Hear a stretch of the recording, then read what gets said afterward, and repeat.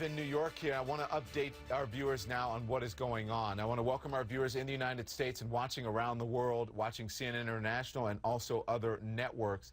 It is our breaking news here on CNN. A Boeing 777 on a flight from South Korea crash-landed today at the San Francisco airport. 291 passengers, 16 crew members were on board the Asiana Airlines Flight 214. Some of the passengers were seen walking off the plane. We know there are some injured, but the exact number has not been disclosed. The Asiana Airlines plane had flown across the Pacific from Seoul and was preparing to land when something went terribly wrong, obviously. The plane crash-landed on a runway. We're told runway 28L. It crash-landed there. A fireball erupted. Parts of the plane rocked and broke apart. Huge plumes of gray and white smoke rose up. The plane's roof, what's left of it, is now charred with a large gaping hole. The plane's tail in pieces. And as I said, we're still waiting to hear about the injured. We just heard from the National Transportation and Safety Board. There were a number of passengers on board, obviously. Some of them are talking now about what they saw and what they felt. This is an eyewitness to the crash. Let's listen. And I saw it coming in. I was just watching planes come in, and this one, I saw that it looked normal at first. It was taking the same angle that they always come in, like this, and then the wheels were down, and then I knew something was wrong. About 3 or 5 seconds out, I started calling to my fiance. I says, this doesn't look right. This doesn't look right. And the wheels, they were too low, too soon.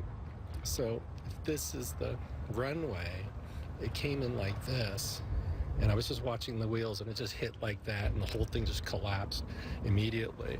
It never really had a chance. It was like a really blunt trauma to the whole plane. It just pancaked immediately like that. It collapsed, and then it slid. And then after a while, it started to slide and pivot.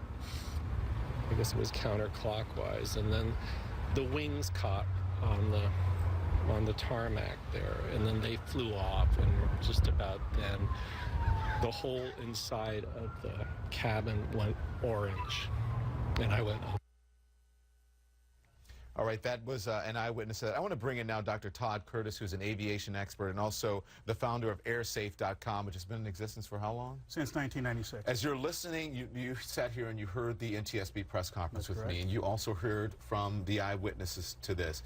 It's really soon to sort of speculate as to what happened, but what is your assessment from listening to these folks? Well, from listening to the witnesses and also looking at some of the footage from San Francisco, it appears that the aircraft landed short of the runway. There was a debris trail going right to the water's edge and ending up where the aircraft came to rest. So for whatever reason, the aircraft landed maybe 1,000 feet, maybe longer, short of the runway. Mm-hmm. So when witnesses say there was Eunice Berger, who was on earlier, said her father was on the plane and said he knew it was coming because it looks like the plane was coming in short, and then the pilot tried to go back up into the air very quickly, which is many people who fly a lot have had missed landings where they overshoot the runway or they come in too short, and then all of a sudden you get that jolt where the plane goes back in the air. Usually it works out. In this one, if that's indeed the case, it did not. For whatever reason, and again, it's entirely premature to speculate, but they did land substantially short of the runway. And the way jet engines work, the way aircraft respond, even if the pilot had put on thrust, extra thrust, several seconds before impact, it may not have been in time. As people have been asking where, and we're looking at these pictures now from our affiliate KPIX out there, and you see the number of people who are on the tarmac now and trying to figure out exactly what went wrong. We would imagine all the passengers are off the plane now. We hope. Yeah, we hope that all the passengers are off the plane. So you've heard from the people in the tower as well speaking, saying, 214 heavy. And most people at home don't know what that means, 214 heavy, what that means. But explain to us what happened in this particular situation, what might happen in the control tower and the folks in the plane. What's going on? Well, calling it 214 heavy is thoroughly routine. It depends on the size of the aircraft, so we should read nothing into that. As far as what the air traffic controllers could do at that point, it's all in the hands of the flight crew at that point. The air traffic controllers may be able to give them some feedback that they see the aircraft coming in at an unusually shallow angle or too low, but this is a situation where the best information is in the cockpit. Yeah, people are asking, where's the tail? Where's that other engine? Well, as you see from some of the photos, there was quite a bit of a debris trail going back to the water's edge. And early in that debris trail, you saw what appeared to be the vertical fin, the tail, as well as the two horizontal stabilizers. And also the rear bulkhead at the rear of the fuselage was also ruptured. So it would appear as though the back end of the aircraft disintegrated shortly after contact. And as for the engines, one of them appeared to be broken off and slightly in front of the wing. As for the second engine, I couldn't tell for sure where it was. If you listen to Asiana Airlines and the reporters who have been reporting on this are saying only 5 or 6 such incidents in recent history, is that a lot? Is that a good safety record?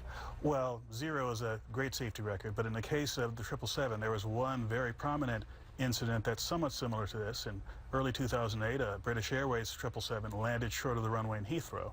In that event, it was a variety of factors that led to that, and no one was killed.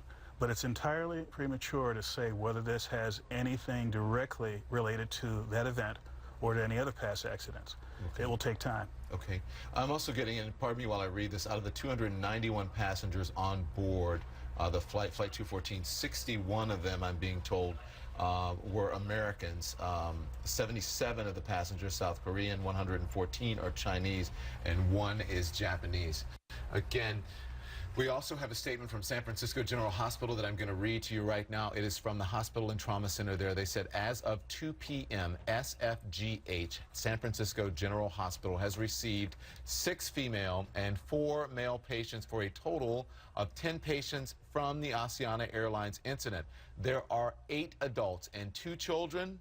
The adults range in age from 20 to 40 years old. All patients are in critical condition.